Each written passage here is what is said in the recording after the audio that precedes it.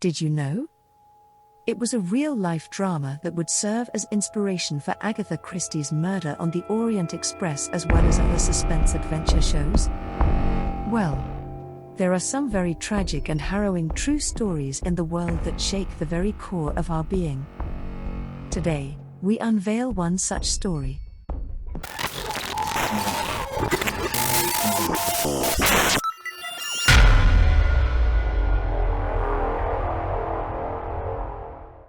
How did this happen?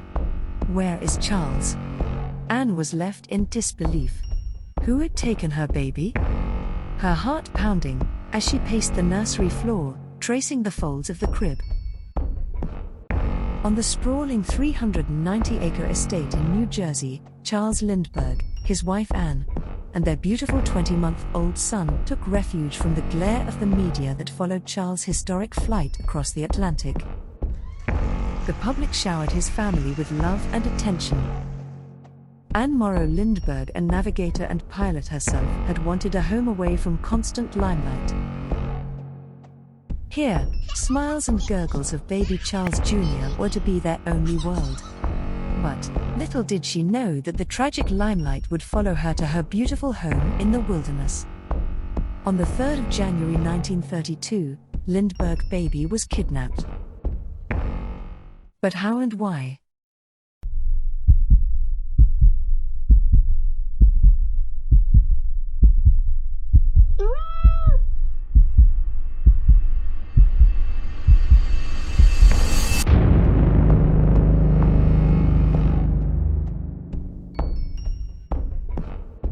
The family was thrown into fits of despair and panic.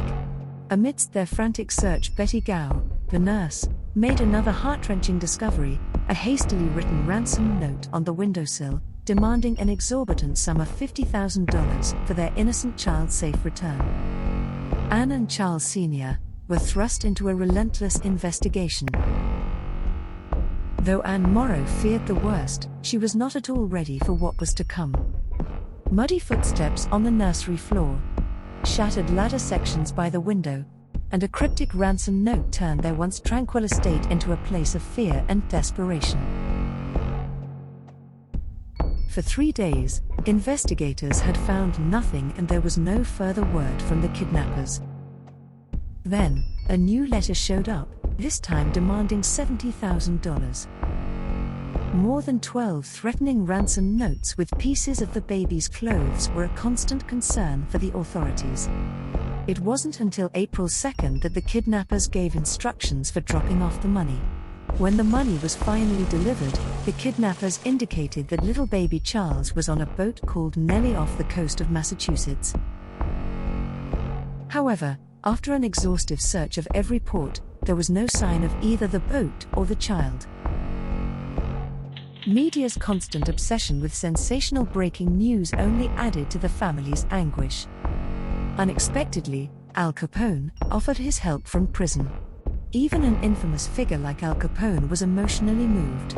Being a notorious mafia head, his concern and attempt to intervene was taken with suspicion. However, he shared his feelings with the media. "I know how Mrs. Capone and I would feel if our son were kidnapped, and I sympathize with the LINDBERGHs," said Capone. "If I were out of jail, I could be of real assistance. I have friends all over the country who could aid in running this thing down," Capone told reporters. Such was the extent of the crime, that Capone was ready to pay a handsome amount of reward money to anyone with information about the abduction. Capone's proposal even made it to the Senate floor. Some senators speculated that the baby may have been kidnapped by an associate of Capone for the premeditated purpose of liberating the mob boss. The LINDBERGHs had to make the difficult decision to decline his offer, knowing that their child's fate was still uncertain. After endless attempts to negotiate the release of their child, Anne Morrow and her husband's search for baby LINDBERGH concluded in a heart-wrenching discovery. On May 12, Charles Jones Jr. been found. But he lay lifeless. He had been killed the night of the kidnapping and was found, partially buried and severely decomposed, less than a mile from their family home.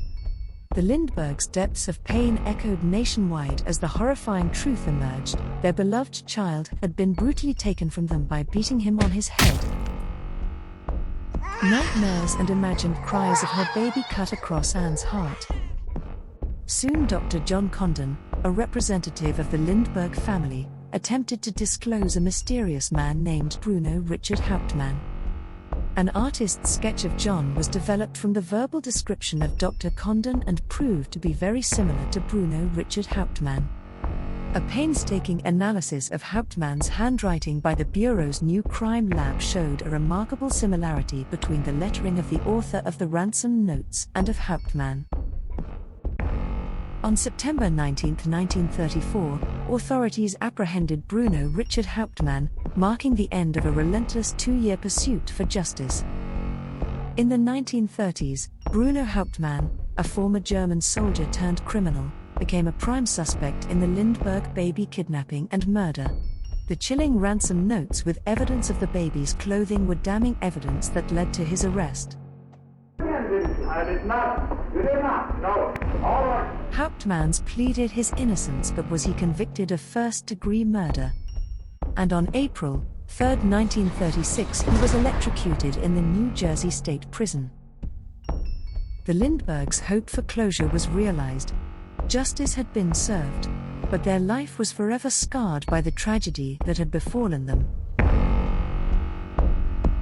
Thanks for watching.